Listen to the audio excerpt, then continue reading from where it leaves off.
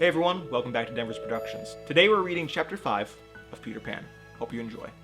Now, before we begin, I would like to say a small disclaimer about the rest of the book.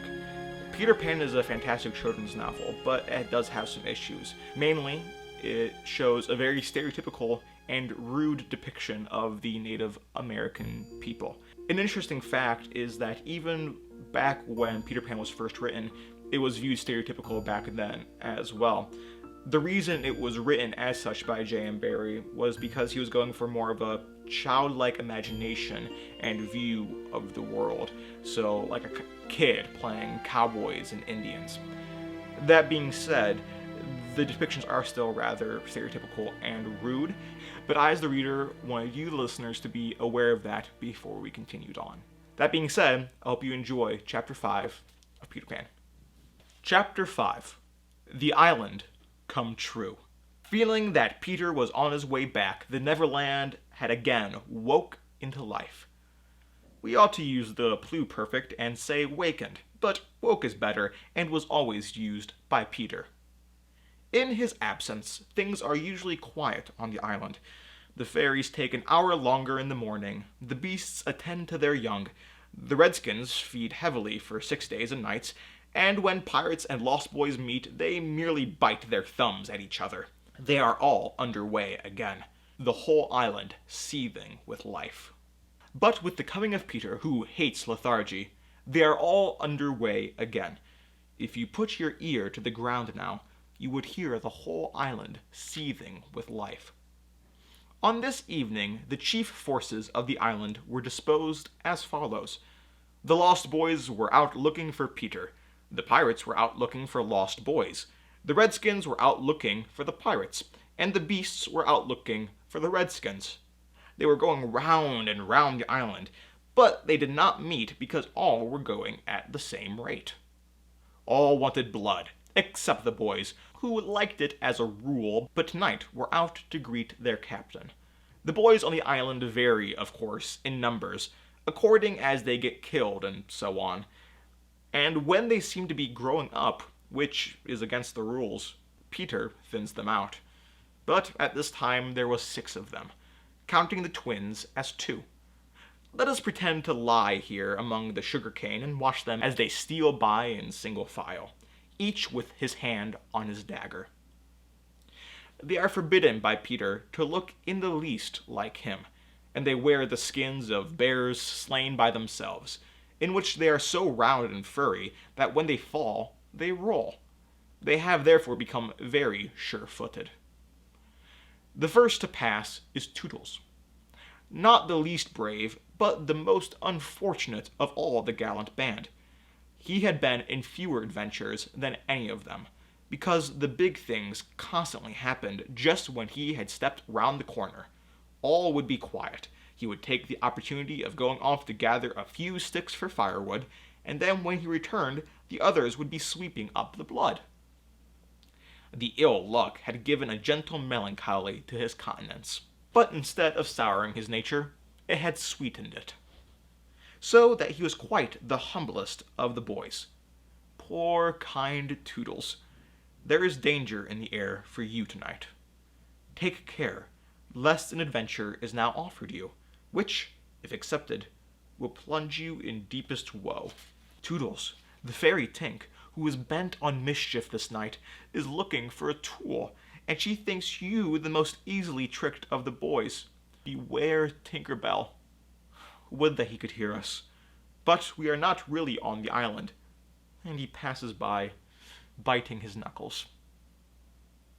Next comes Nibs, the gay and debonair, followed by Slightly, who cuts whistles out of the trees and dances ecstatically to his own tunes. Slightly is the most conceited of the boys. He thinks he remembers the days before he was lost, with their manners and customs, and this has given his nose an offensive tilt. Curly is 4th. He is a pickle, and so often he has had to deliver up his person when Peter said sternly, "Stand forth the one who did this thing," that now at the command he stands forth automatically, whether he has done it or not. Last come the twins. who cannot be described because we would be sure to describe the wrong one. Peter never quite knew what twins were, and his band were not allowed to know anything he did not know. So these two were always vague about themselves, and did their best to give satisfaction by keeping close together in an apologetic sort of way. The boys vanish in the gloom, and after a pause, but not a long pause, for things go briskly on the island, come the pirates on their track. We hear them before they are seen, and it is always the same dreadful song. Vast belay, yo ho, heave to, a pirating we go, and if we're parted by a shot, we're sure to meet below. A more villainous-looking lot never hung in a row on execution dock. Here, a little in advance, ever and again, with his head to the ground, his great arms bare, pieces of 8 in his ears as ornaments, is the handsome Italian Cecco, who cut his name in letters of blood on the back of the governor of the prison at Goa. That gigantic black behind him has had many names since he dropped the one in which the dusky mothers still terrify their children on the bank of the Guido Mo. Here is Bill Jukes, every inch of him tattooed, the same Bill Jukes who got 6 dozen on the walrus from Flint before he would drop the bag of Morderos, and Cookson, said to be Black Murphy's brother, but this was never proved, and Gentleman Starkey, once an usher in a public school and still dainty in his ways of killing, and Skylights, Morgan Skylights, and the Irish boatswain Smee, an oddly genial man who stabbed, so to speak, without offense, and was the only nonconformist in Hook's crew, and Noodler, whose hands were fixed on backwards, and Robert Mullins, and Alf Mason, and many other ruffians long known and feared on the Spanish Main. In the midst of them, the blackest and largest jewel in the dark setting, reclined James Hook, or, as he wrote himself, Jas Hook, of whom it is said he was the only man that the sea cook feared. He lay at his ease in a rough chariot drawn and propelled by his men, and instead of a right hand, he had the iron hook, with which ever and anon he encouraged them to increase their pace. As dogs, this terrible man treated and addressed them, and as dogs, they obeyed him. In person he was cadaverous and black-avised, and his hair was dressed in long curls, which at a little distance looked like black candles, and gave a singularly threatening expression to his handsome countenance. His eyes were of the blue of the forget-me-not, and of a profound melancholy, save when he was plunging his hook into you, at which time 2 red spots appeared in them and lit them up horribly. In manner, something of the Grand Seigneur still clung to him, so that he even ripped you up with an air, and I have been told he was a raconteur of repute. He was never more sinister than when he was most polite, which is probably the truest test of breeding, and the elegance of his diction. Even when he was swearing, no less than the distinction of his demeanor showed him one of a different caste from his crew. A man of indomitable courage. It was said of him that the only thing he shied at was the sight of his own blood, which was thick and of an unusual color. In dress he somewhat aped the attire associated with the names of Charles II, having heard it said in some earlier period of his career that he bore a strange resemblance to the ill-fated Stuarts. And in his mouth he had a holder of his own contrivance, which enabled him to smoke 2 cigars at once, but undoubtedly the grimmest part of him was his iron claw. Let us now kill a pirate, to show Hook's method. Skylights will do. As they pass, Skylights lurches clumsily against him, ruffling his lace collar. The hook shoots forth, there is a tearing sound, and one screech, then the body is kicked aside and the pirates pass on. He has not even taken the cigars from his mouth. Such is the terrible man against whom Peter Pan is pitted. Which will win? On the trail of the pirates, stealing noiselessly down the warpath, which is not visible to inexperienced eyes, come the Redskins, every one of them with his eyes peeled.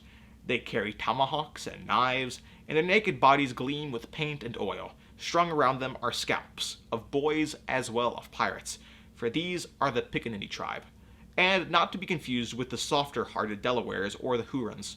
In the van, on all fours, is Great Big Little Panther, a brave of so many scalps that in his present position they somewhat impede his progress. Bringing up the rear, the place of greatest danger, comes Tiger Lily, proudly erect, a princess in her own right. She is the most beautiful of dusky Dianas, and the belle of the Pickaninnies. Coquettish, cold, and amorous by turns, there is not a brave who would not have the wayward thing to wife, but she staves off the altar with a hatchet. Observe how they pass over fallen twigs without making the slightest noise. The only sound to be heard is their somewhat heavy breathing. The fact is they are a little fat just now after the heavy gorging, but in time they will work this off. For the moment, however, it constitutes their chief danger. The Redskins disappear as they have come, like shadows, and soon their place is taken by the beasts, a great and motley procession, lions, tigers, bears, and the innumerable smaller savage things that fleet from them. For every kind of beast, and, more particularly, all the man-eaters, live, cheek by jowl, on the favored island. Their tongues are hanging out. They are hungry tonight. When they have passed, comes the last figure of all, a gigantic crocodile. We shall see for whom she is looking presently. The crocodile passes, but soon the boys appear again, for the procession must continue indefinitely until one of the parties stops or changes its pace. Then quickly they will be on top of each other. All are keeping a sharp lookout in front, but none suspects that the danger may be creeping up from behind.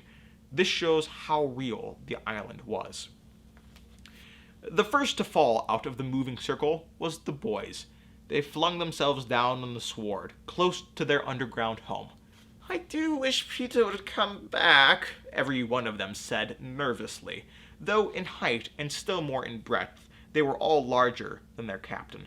"I'm the only one who is not afraid of the pirates," Slightly said in the tone that prevented his being a general favorite.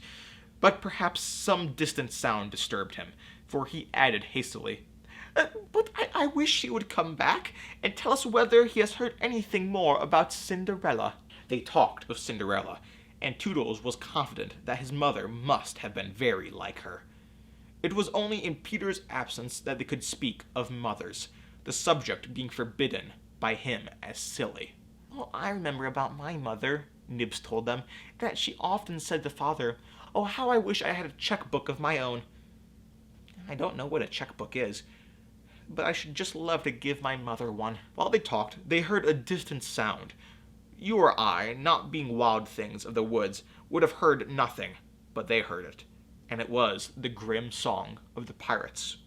Yo ho, the pirate's life, the flag, a skull and bones, a merry hour, a hempen rope, and hey for Davy Jones.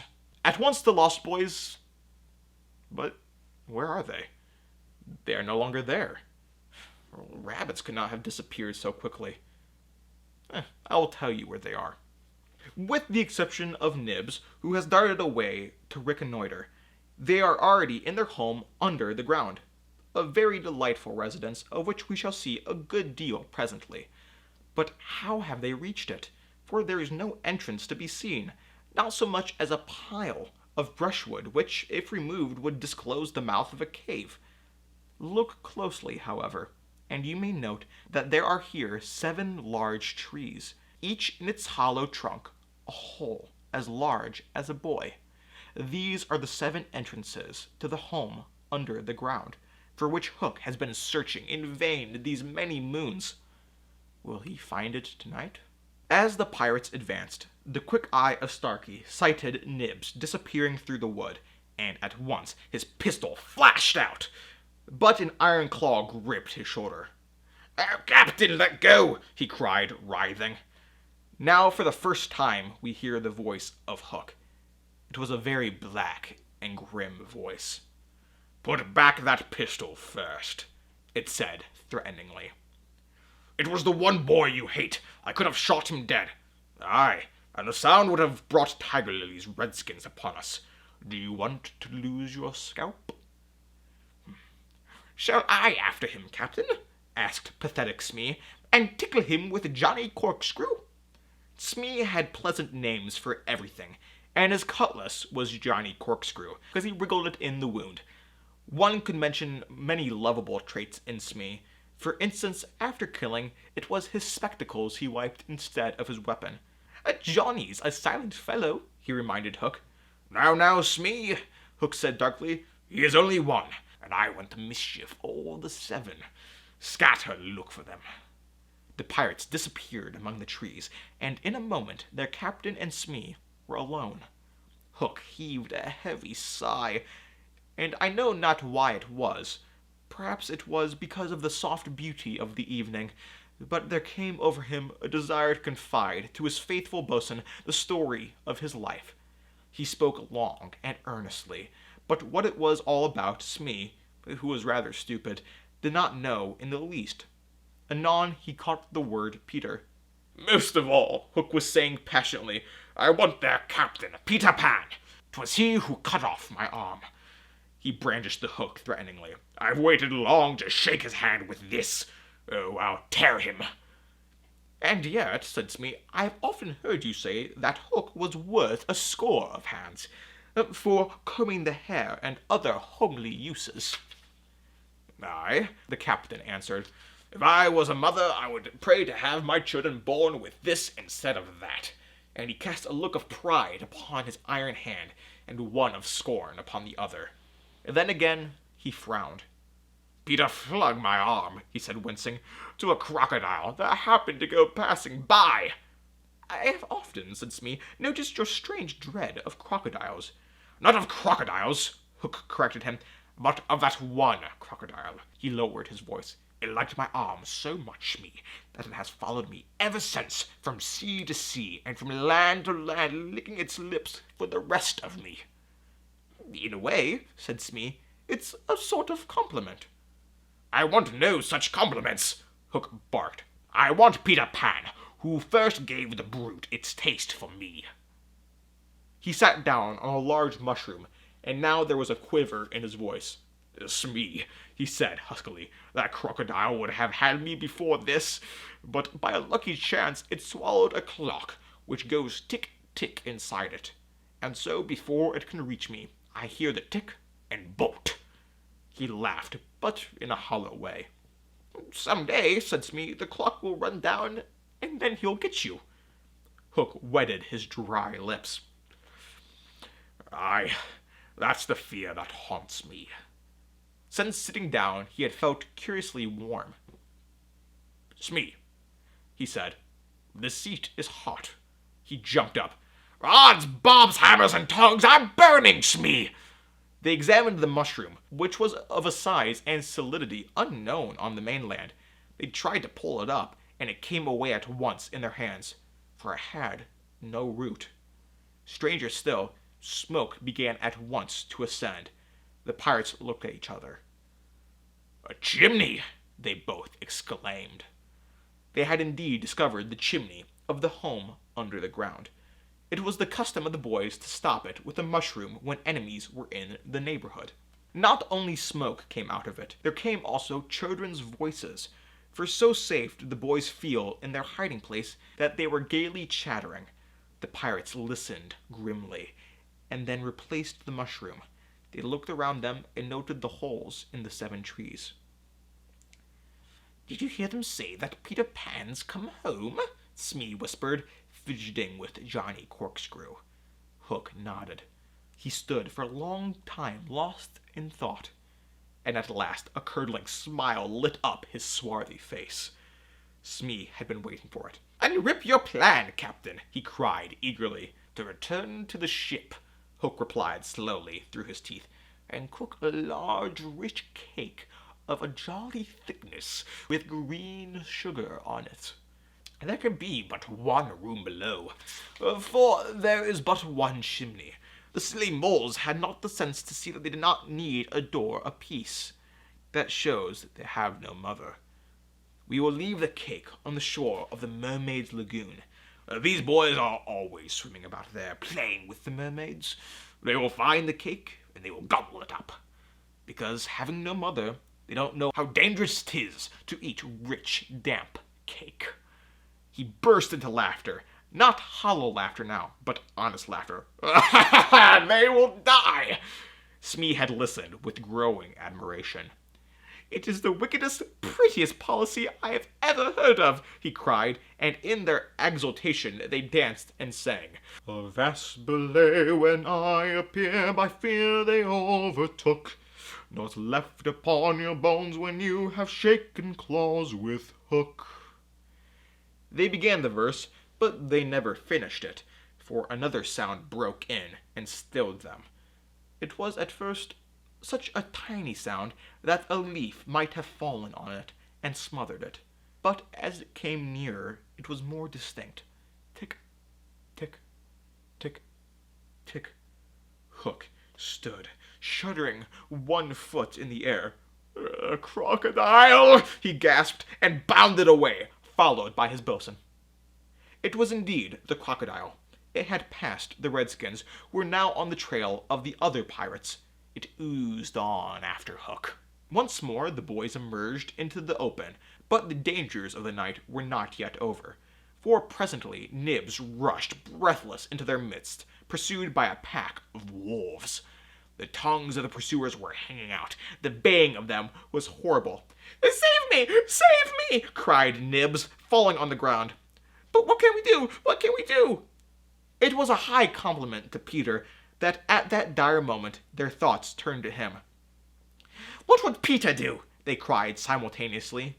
Almost in the same breath they added, "Peter would look at them through his legs." And then, almost in the same breath they added, "Peter would look at them through his legs." And then, "Let us do what Peter would do." It is quite the most successful way of defying wolves, and as one boy they bent and looked through their legs. The next moment is the long one, but victory came quickly, for as the boys advanced upon them in this terrible attitude, the wolves dropped their tails and fled. Now Nibs rose from the ground, and the others thought that his staring eyes still saw the wolves. But it was not the wolves he saw. "I have seen a wonderfulest thing," he cried as they gathered round him eagerly. "A great white bird. It is flying this way." "What kind of bird do you think?" "I don't know," said Nibs, awestruck, "but it looks so weary, and as it flies, it moans, 'Poor Wendy.'" "Poor Wendy?" "I remember," said Slightly instantly. "There are birds called Wendies." "See, it comes," cried Curly, pointing to Wendy in the heavens. Wendy was now almost overhead, and they could hear her plaintive cry, but more distinct came the shrill voice of Tinker Bell. The jealous fairy had now cast off all disguise of friendship, and was darting at her victim from every direction, pinching savagely each time she touched. "Hello, Tink!" cried the wondering boys. Tink's reply rang out, "Peter wants you to shoot the Wendy." It was not in their nature to question when Peter ordered. "Let us do what Peter wishes," cried the simple boys. "Quick, bows and arrows." All but Toodles popped down their trees. He had a bow and arrow with him, and Tink noted it, and rubbed her little hands. "Quick, Toodles, quick!" she screamed. "Peter will be so pleased." Toodles excitedly fitted the arrow to his bow. "Out of the way, Tink!" he shouted, and then he fired, and Wendy fluttered to the ground with an arrow in her chest.